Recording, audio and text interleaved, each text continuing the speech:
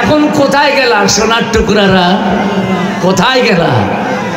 এখন তারা অনেকেই তওবা করছে। আমাকে এক নেতা এখান থেকে ফোন দিয়ে বলছে, আদি ভাই আপনার সাথে তো খুব রিলেশন আমার, আপনি তো জানেন আমি আওয়ামী লীগ করি, তাই একটু দয়া করে আপনার নেতাদের বইলা একটু আমাকে সহযোগী করে নেওয়া যায় না? আমি বলেছি আপনার এলাকার নেতাদের সাথে আপনি যোগাযোগ করুন, যদি তারা আপনাকে রিসিপশন করবার উপযুক্ত মনে করেন তাহলে নিয়ে নেবে, আমার করার কিছু নেই। কথা কোন ঠিক কি না? এবং পদ পদবীধারী যারা, তাদের ব্যাপারে আমাদের একামতে দ্বীনের আন্দোলনের একটা দিক নির্দেশনা আছে। কথা কোন ঠিক না? সেই দিক নির্দেশনা হলো প্রকাশ্যে কান ধরে তওবা করতে হবে, জীবনে নৌকায় ওঠা যাবে না, আল্লাহর কোরআন রাসূলের দ্বীন কায়েমের আন্দোলনে মৃত্যু জান এবং মাল উৎসর্গ করার শপথ নিতে হবে, তাহলেই বিবেচনা করে দ্বীন কায়েমের সহযোগী বানানো যেতে পারে। কথা বলেন ঠিক না বেঠিক? সম্মানিত বন্ধুগণ, তাদের পরিণতি যুগে যুগে হয়েছে, এদেরও হয়েছে, আগামীতেও যারা আসবে তাদেরও হবে। কথা কন জোরে বলেন ঠিক কি না? হায় রে খেলোয়াড়, খেলা হবে। কই মাঠ তো ফাঁকা দেখতেছি শোনা। মুসা যেমন ফাঁকা গোল পোস্টে এক থাপ্পড় দিয়া ফেরাউনকে চুপ করে দিয়েছিল, আমার আল্লাহ তাই করেছেন। ঠিক না বেঠিক কর? এবার কোরআনওয়ালাদের খেলা হবে। জোরে কোন কাদের? আরো জোরে কোন কাদের? কোরআনের শাসন প্রতিষ্ঠিত না হওয়া পর্যন্ত বীর বাংলার মুসলমান আর ঘরে ফিরবে না। জোরে কোন ফিরবেন? কারা কারা ফিরবেন না? তো হাত দেখেন। আল্লাহু আকবার। দুনিয়ার মুসলিম আমার নেতা, তোমার নেতা,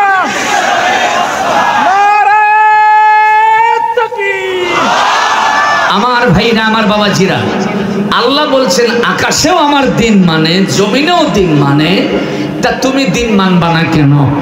কিছু মানুষকে টার্গেট করে আল্লাহ আয়াতটা নাজিল করেছেন। কথা বল ঠিক না? এই আজকে শামীম সাঈদী স্টেজে কেন? শামীম সাঈদী আজকে বক্তৃতার মঞ্চে কেন?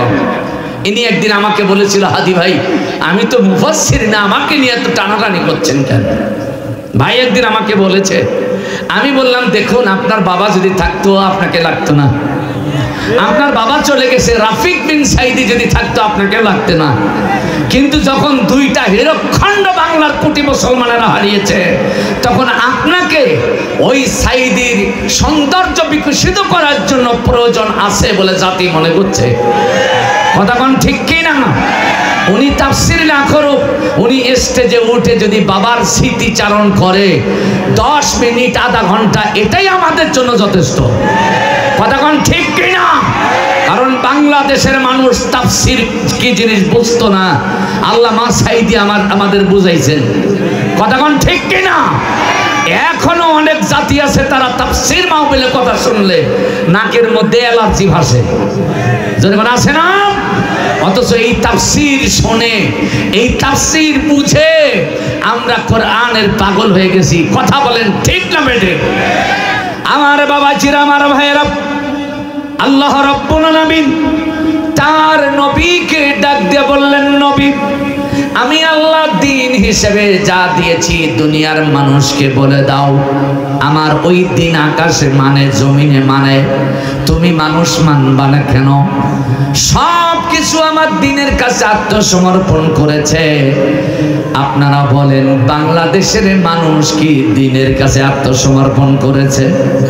যেরকম করেছে, যদি করত, বাংলাদেশে পরিসংখ্যানগত দিক থেকে মানুষ হলো 100 জনের মধ্যে 92 জন কালিমাওয়ালা। কথা বল, তাহলে এই দেশের রাষ্ট্রীয় ধর্ম হতো ইসলাম। কথা বল ঠিক কি না? এই দেশের শাসন ব্যবস্থা হতো কোরআন থেকে। কথা বলেন ঠিক কি না?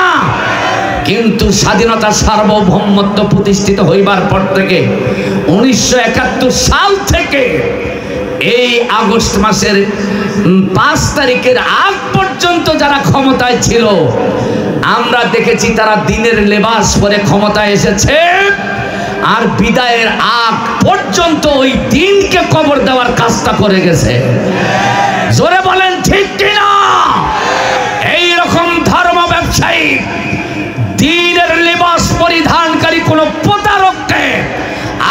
আগামীতে বাংলাদেশের শাসন ক্ষমতায় এই জাতি দেখতে চায় না, দেখতে চায় না, দেখতে চায় না। কথা বলেন ঠিক কিনা? আরো জোরে বলতে হবে ঠিক কিনা? আমাদের ধোঁকা দিয়ে বোকা বানানো হয়েছিল। কথা কন, আমরা আরো বোকা হতে চাই? আরো জোরে কন। যাদেরকে রাষ্ট্র চালাবার দিয়ে দায়িত্ব দিয়েছিলেন তারা ছিল চোর, তারা ছিল গুন্ডা, তারা ছিল ডাকাত। ক্ষমতার চেয়ারে বসে শুধু ডাকাতি করেছে, চুরি করেছে, এই জাতির মুখের খাবার কেড়ে নিয়েছে। কথা বল, আরো যখন ঠিক কিনা? আমরা কোনো ডাকাতকে আর আগামীতে আমরা দায়িত্ব দিতে চাই না। আমি কি একাই বললে হবে না? আপনারাও বলবেন।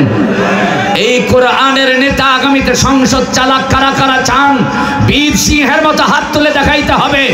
নারায়ে তাকবীর, হাত নামা।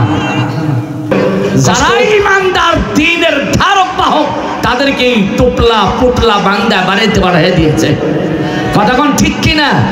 ওরা নামাজ পড়লেই আল্লাহ তাদেরকে পুরস্কার দিবে, রোজা রাখলেই পুরস্কার দিবে। কে বলেছে? কে বলেছে? আমার নবী বলেছেন, ইন্নাহু মান খরাজা মিনাল জামাতি কাইদা শিবরিন। যে ব্যক্তি ইসলামী জামাত থেকে 1 বিঘত দূরে সরে গেল, সে তার গর্দান থেকে ইসলামকে খুলে ফেলে দিল। আমার নবী বলছেন, ওমান দাআ বিদাল জাহিলিয়াতি ফাহুয়া মিন জুসাজ জাহান্নাম। ক্বালা রাসূলুন ইয়া রাসূলুল্লাহ ওয়া ইন সাল্লা ওয়া সামা। আমার নবী বললেন, ওয়া ইন সাল্লা ওয়া সামা ওয়া জামা লাহু মুসলিম। আমার নবী বললেন, যারা মানুষকে অজ্ঞতার দিকে, বর্বরতার দিকে, আল্লাহ দ্বীনের দিকে দাওয়াত না দিয়া দ্বীনহীনতার দিকে, আদিয়ানে বাতিলার দিকে মানুষকে দাওয়াত দেয়, এই মানুষগুলো জাহান্নামে যাবে। একজন লোক বলল, ইয়া রাসূলুল্লাহ, লোকগুলো যদি নামাজ পড়ে, রোজা যদি রাখে, আল্লাহর নবী বললেন, ওয়া ইন সাল্লা ওয়া সামা ওয়া জামা লাহু মুসলিম।